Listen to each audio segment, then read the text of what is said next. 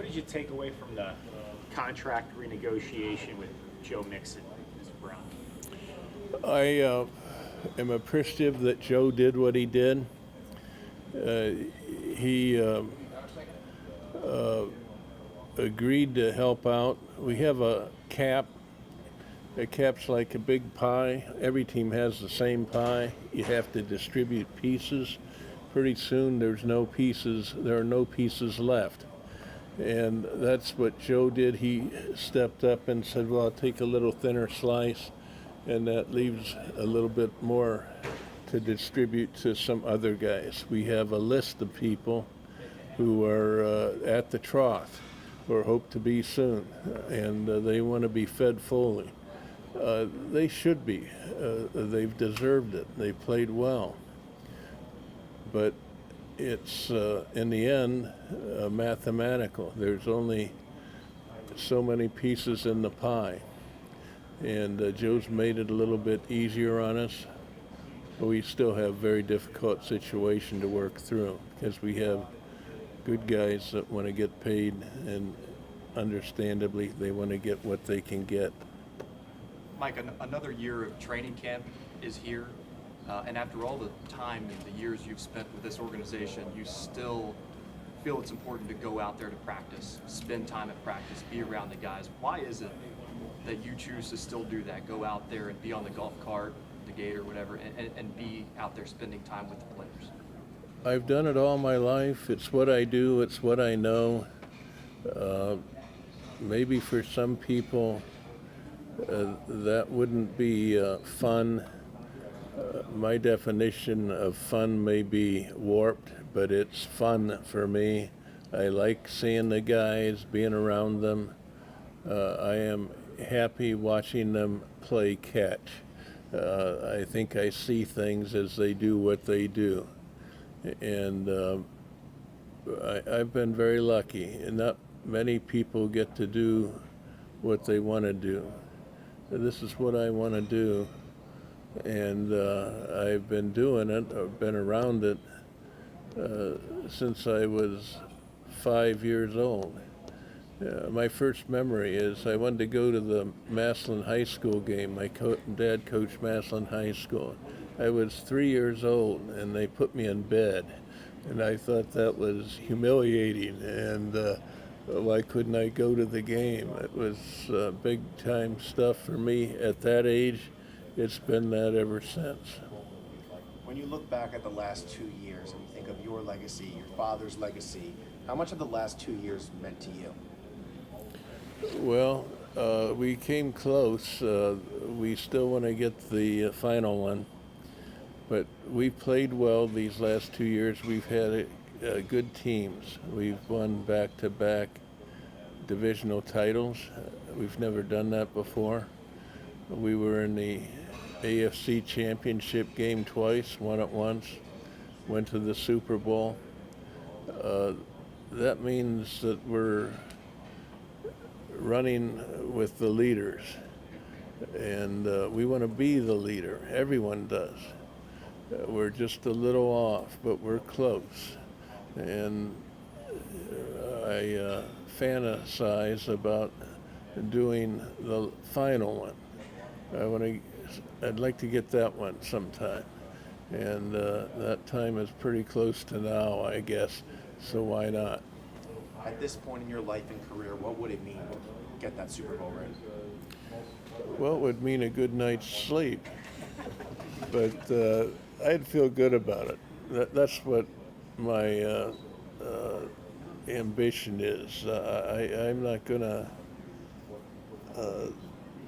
do anything great, but I have the ambition for the football team. I think it would mean a lot for the city. I think these last 2 years when we were in the playoff runs, it lifted up the city's spirits. I really felt that. You'd go around and you could just feel it in the air, the excitement.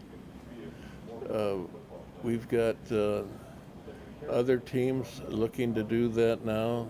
The Reds are playing great. The soccer team never loses.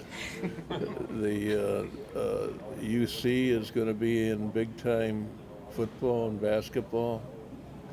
The new league. And Xavier's done well at basketball. This is a good thing for Cincinnati. Mike, how close are you to making Joe Burrow a Bengal for life? How close am I to making Joe Burrow? A Bengal for life with a new contract. How close am I? Yeah. Well, we would agree, you and I, that Joe Burrow is the heart of the football team. But I have agreed, and Katie as well, my daughter, that we are not going to talk publicly about the negotiation with Joe Burrow. His agent has agreed to that, and he has stood by it. And I plan to stand by it as well. So much as I would like to answer that, I fully understand why you ask it. I'm going to have to just say not this time. If your dad was here today, what do you think he would say about Joe Burrow? He had some pretty good quarterbacks in his lifetime, and he would like Joe Burrow. He would like his intelligence. Joe Burrow sees things when he is out on the field. He understands what he's about. He can make up for the faults of others. He is a top level quarterback. And I don't mean just for this year, but I'm looking back myself for 70 years or more. And my dad would look back farther than that. Otto Graham was a great quarterback. He could make something out of nothing. It wasn't planned. He would just find a way to find an open receiver somewhere and get it to him.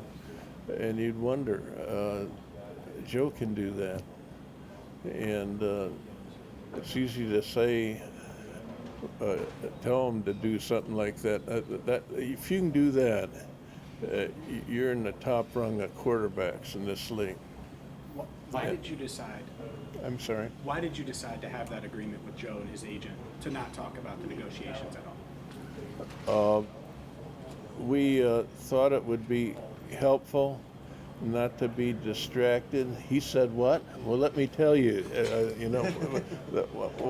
let's not do that.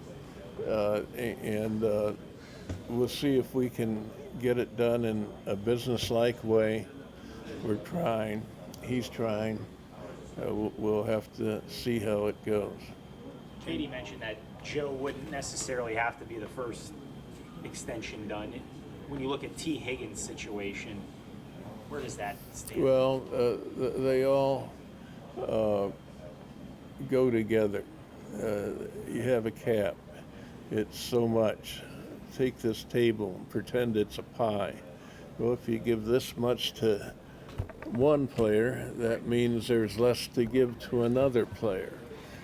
Who is the key player? Who should get the biggest piece of the pie? I think we all know who that is. And if that gets resolved, then we'll know how to proceed better. We don't want to do something that makes the big deal impossible or hard. So there's an order there. It is very complicated in the sense that how long do you ride with that particular outlook before you change it? Because you want to get them all done. You're going to get some of them done, not all of them. And you'd like to get at it, but we don't want to make it hard on the number one deal. Mike, you were asked briefly about legacy, but when people look back decades from now, 40, 50 years from now, on your time with the Bengals, your father's time, and your family's time with this organization and in football as a whole, what do you want the legacy of you and your family to be? Well, I want a good team. I want to stay in the city and have them respect the team and the players and coaches.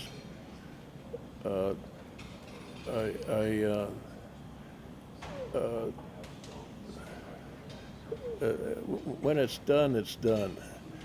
You're out of the picture, and don't worry about it. It's gone for you. But for that, what's left behind, I want those guys to thrive. The people here, the team, the fans. I just want it to work. And you've seen just the last couple years what it meant to the city. It just lifted up the whole city during that playoff run. That's a nice thing to see. My dad had a saying, winning makes believers of us all. And over the last couple years, I've had occasion to ponder on that some. And for me, I'd like to keep the winning going, keep the believing going. Have this be a fun thing for Cincinnati. In your career, have you ever had so many players that you needed to give the pie to, so to speak? You mentioned the salary cap and everything. Have you ever had this? Well, so many guys that were ready for contracts. I'd just shape it a little differently. We have some good players that need to be fed, and that's a challenge. It's mathematical. You get a bag of corn and you have 10 hogs.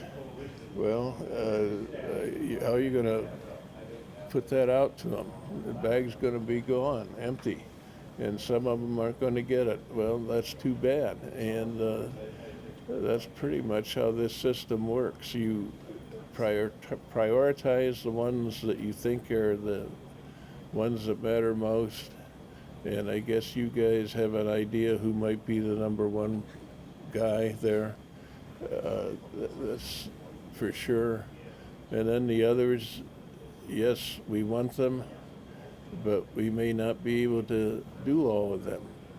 Last year we lost some guys. The year before we lost some guys. This is the way it works under the system that the NFL has. It's actually a good system. It keeps competition lively, but it's a hard system. If you're doing pretty well and you got some guys getting to their contract moment, you've got a problem, and we'll try our best. That's all I can say. Mike, with the stadium lease, is there any update on discussions with the county about a long-term? We want that to happen. We've reached out. I don't want to get into that discussion either, other than that it's extremely important to us to get that done. That's the whole foundation for this team. We don't own the stadium. We're a lessee. We have a lease, and a lease says that the county, the owner, will keep it up to NFL standards. That's part of the deal. And it's more complicated than that, but that's the essence of it. We want to stay here. We want this stadium to be good for us, good for our fans. Look around at what the other teams are doing. That's our competition in this area. And we want to keep up. We don't expect to lead the race. We're not going to end up with a dome stadium here. We aren't asking to spend $1 billion. Some of these deals would make your eyes pop out. But we want to come up with a way that it works here for us, for the community, for the county, and we will try our best to get that done. One more question? Anyone? Do you have a timetable? Like you think it'll go all the way up till the end of this lease, or do you think it could get done soon? You're talking about, The new stadium lease. Oh. Could it get done sooner, like timetable wise? this week? I don't think so. not this That part I'm probably pretty sure of. After that, we'll see. Thanks, guys. Thanks, Mr. Brown. All right.